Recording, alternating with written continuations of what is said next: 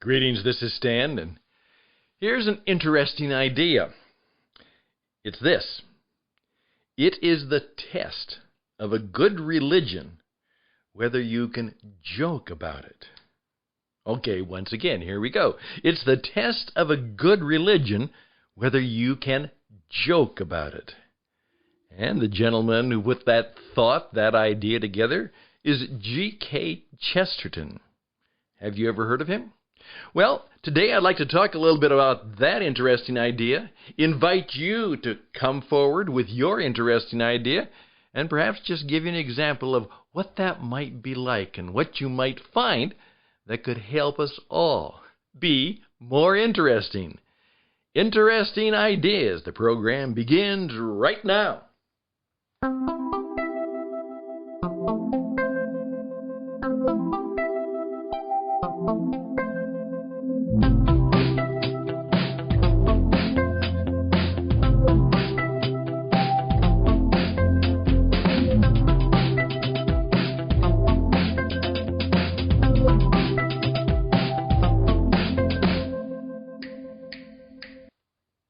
And we do welcome you. What we try and do in this program is, first of all, we'd like to have a little entertainment and a little fun. We'd like to have at least the perception, and in these challenging times, that we have a sense of humor, a little wit, and along with wit, we have wisdom, insight, and truth. What it takes is wisdom, insight, and truth, and that's a little bit of the brand and the model of the various programs that we're involved in, and we hope that we can be of help to you as you make your way. We are truly in the COVID comeback time, and a lot of people are having a lot of trouble with that. They're not sure they want to go back to work. Now they're not sure if they even want to go to work. Getting people back to work and getting back to normal, whatever that might mean. And what we're discovering, of course, is that there may not be another normal, that things will be very significantly different in many ways. And, of course, the person who's going to make it is the person who has what it takes, and we'd like to help you do just that and see if we can be helpful and useful from time to time. And one of the best ways to do that, with a little bit of a smile, maybe a little bit of wit, and hopefully just some self-discovery, is to talk about interesting ideas. Well, let me tell you a little bit about my response to that idea. And I came across it again in Words on Fire, which is a Catholic publication. The people involved in that, particularly Bishop Barron, they are involved in trying to make the cause and the church much more relevant to people around the world so that they can find their way, as they would say, back home. Find your way home in terms of things of the Spirit and things of God, and perhaps things even of the traditional church. And I think they do a good job of it. And in one of their publications, that was the fundamental statement. It is the test of a good religion whether you can joke about it. I think that's true. Now, I take my faith very seriously. Hopefully, I don't take myself very seriously. I've learned that that will get me in trouble. I've oftentimes said I'm just a slightly overeducated disc jockey, and whenever you give me any other high-sounding title, I will probably just simply smile and say, well, I just prefer to tell good stories, and if they're helpful and useful to you, all the best. Now, what I'd like all of you to do is take the profession that you're so proud of, okay? And you should be. But can you give it a little lighter touch that makes it sound not quite so important, and you're not quite so important? It expresses a little bit of the mystery of humility. And remember, People who have a sense of humility in today's arrogant age are truly interesting people. I would like you to be able to make, as many good lawyers can. I know my wonderful friend Rod, who is, as I've often said, Rod, you're too smart and too nice to be a lawyer, and he just smiles. But of course, if you want to hear all of the latest lawyer jokes, you just call up Rod and he will tell you the latest good lawyer joke. He's also very good at what he does, and people trust him because of both his integrity, his intelligence, and his good humor, and his faith, not only in himself, but in God. I appreciate Rod Mason, so if you hear the program, you need to know that I've appreciated your friendship and your help throughout the years. And that is true of us if we really have the confidence of our faith, that we can take a joke about it. I've often said that one of the books that touched me the most was many years ago by a gentleman named Elton Trueblood. And I don't know the origins of that name, but that's a good name. Blood. True. And he wrote a book called The Humor of Christ. And what he did in a rather, and it was just a small book, was an attempt to perhaps say that Jesus was funny. Now, I believe that. I think he had an incredible sense of humor. When it said that children were attracted to him, children know a grump, and they can sense it, smell it, and feel it. And they aren't attracted to those people who are stiff and sterile and frumpy and grumpy. No, that's just not who they are attracted to. And so I think that was very, very much part of his personality. And he shows that some of the teachings that perhaps we labor over and have a difficult time explaining, in which pastors and teachers kind of stretch and wonder what is happening here and see if they can find a good theological happening for the statement or the event. And he says Jesus was being funny. He was joking. And you didn't see the smile, of course, because it's written down. You didn't see the body language. You didn't see that perhaps he is having a good laugh, or perhaps telling a little bit of a joke. And however, like my good friend once said, he said, Dr. Shapiro, my graduate advisor, he always said, well, you know, you always have to take a Jew's humor seriously. There's a part of it that you have to take seriously. So all of that is coming together for me to say just exactly that. In this day and age in which there is so much arrogance and anger and so much just butting heads against tough realities and tough challenges, and what we believe are people who are not just opponents but enemies, maybe it's good to go back to G.K. Chesterton. It is the test of a good religion when you can joke about it. Just let that idea sit on your head and the way you express your faith to others. I'm Stan Houston. The program is called Interesting Ideas. We hope that you will be a part of that. Raise your hand right now and go to stanhouston@gmail.com, stanhouston@gmail.com, and perhaps you have an interesting idea, and perhaps you could be on the program. I would welcome your contribution.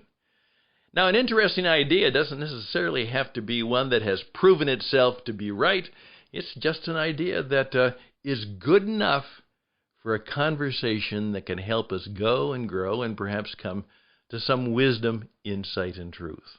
Just an interesting idea. So reach out to me at stanhouston@gmail.com, and let's talk.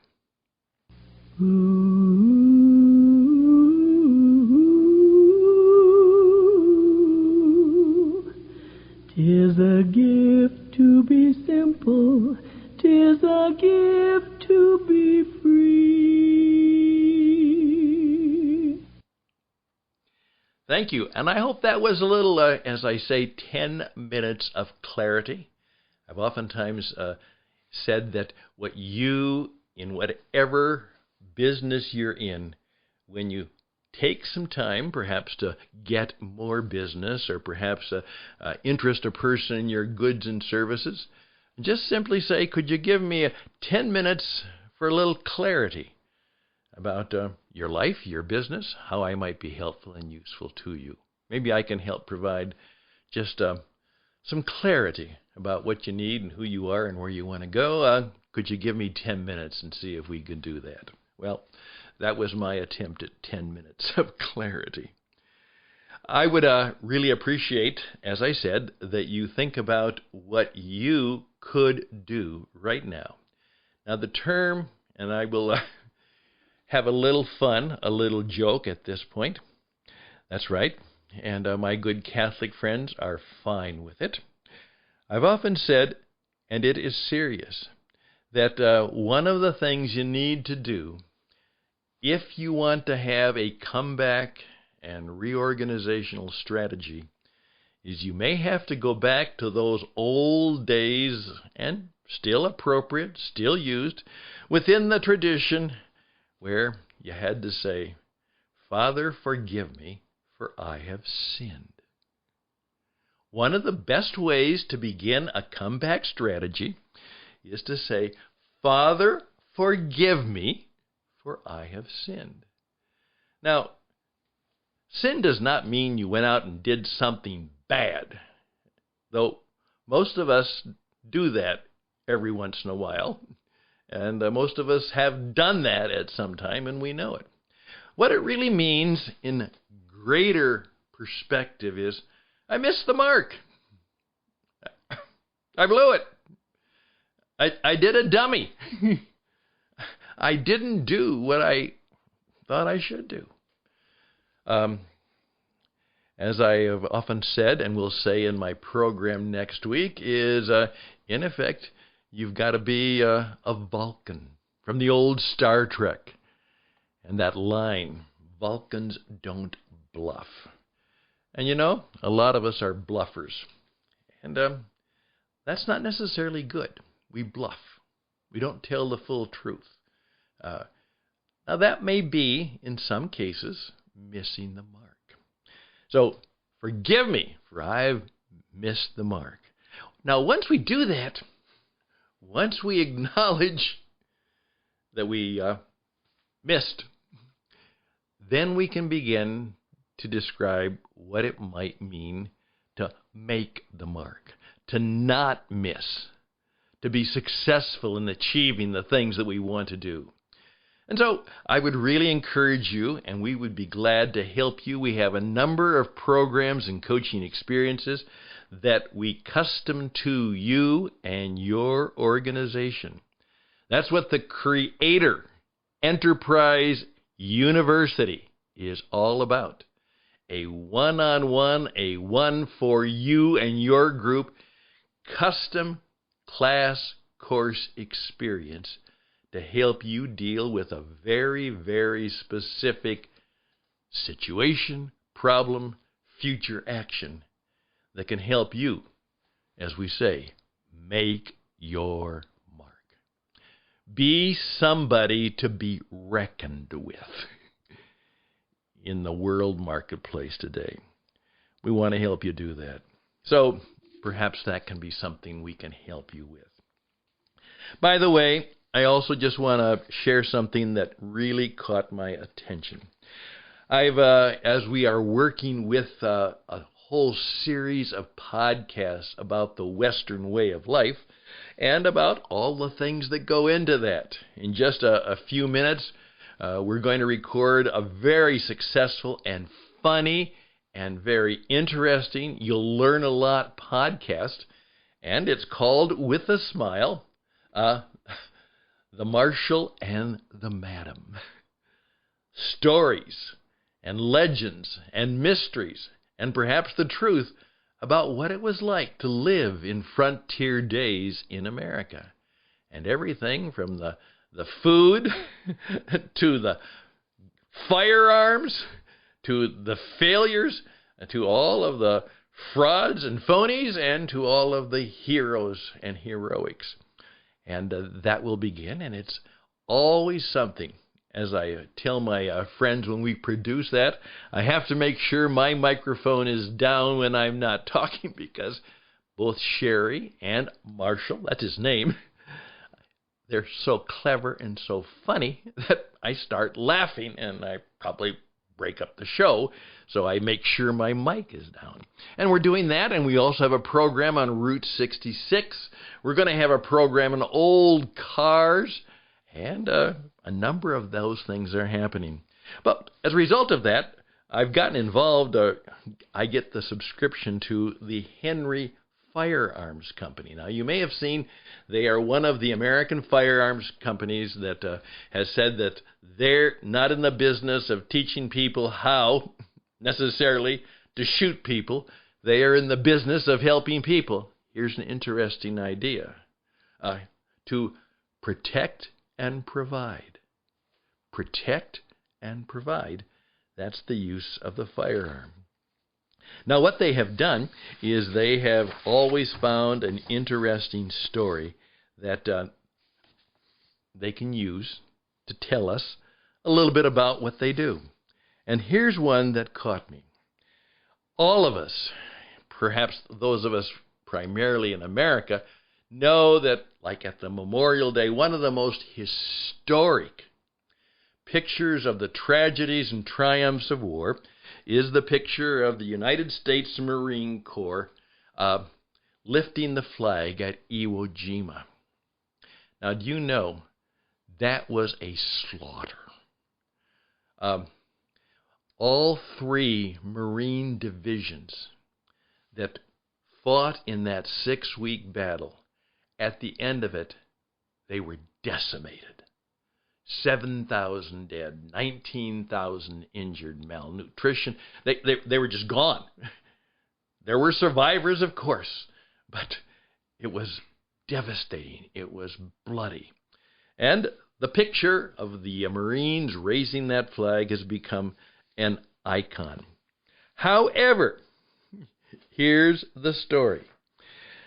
On this Flag Day, and that was just a few days ago, Henry Repeating Arms is proud to announce the Henry Golden Boy Pye Keller Memorial Edition rifle. Now, they go on. Over 74 years after the iconic Iwo Jima flag hosting photo was taken, Corporal Harold Pye Keller of Brooklyn, Iowa, was identified as one of the Marines atop the summit. With his story almost lost to history, Keller's hometown, Brooklyn, Iowa, is now cementing his legacy with a monument. And to help raise funds for the project, Henry Repeating Arms created this series of Golden Boy rifles, which are now available, and you can do so. And Henry also donated serial number 1 for an online auction where all proceeds will benefit the monument construction project. Now, here's why. The fact that Pye was misidentified for over 76 years is a testament to the man's humility. The Anthony Imperato, who's the president of the Henry Company, says he never came forward as one of the flag raisers, not even to his kids. He never talked about it. He never raised up and said, hey, I'm one of them. Hey, that was me. You forgot. You got the one wrong. I'm the one. I'm one of those who did that. He never did that. He never came forward as one of the flag raisers, not even to his children. And he says, I look forward to visiting the memorial to pay my respects to this incredible man in person. I was deeply moved by that. We sure need more people like that. A man who survived that terrible, terrible battle. And then others, again, and keep in mind that we do know that some of those who raised the flag were later on killed in the continuing battle. He was never identified as one of them. And now, through a variety of records and coming forths, he's now, though he's passed on some time ago, he's now being honored as one of those who raised the flag. And when all of the fuss and the honor and glory went into that, he simply went about his life and his business and lived well. As I said, not even his children knew that he was the one who was part of that iconic picture. Good God, we need more. More people like Pi. I'm Stan Houston. The program is Interesting Ideas, and we'll be right back and finish up.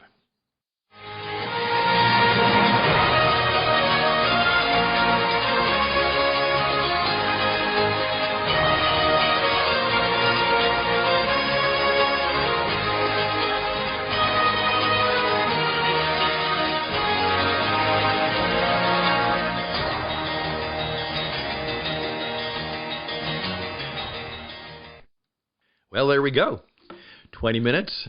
Again, here is not only an interesting idea, but one of the reasons we do this is if you can take time to learn something new, maybe something interesting, something you didn't know.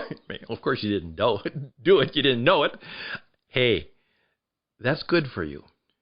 One of my mentors, and he challenged me.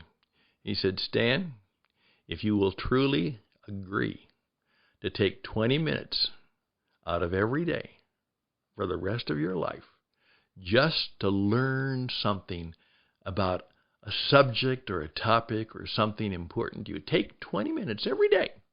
Do that discipline. Within 10 years, yes, 10 years, it's a long time, but not so, you will be an international expert.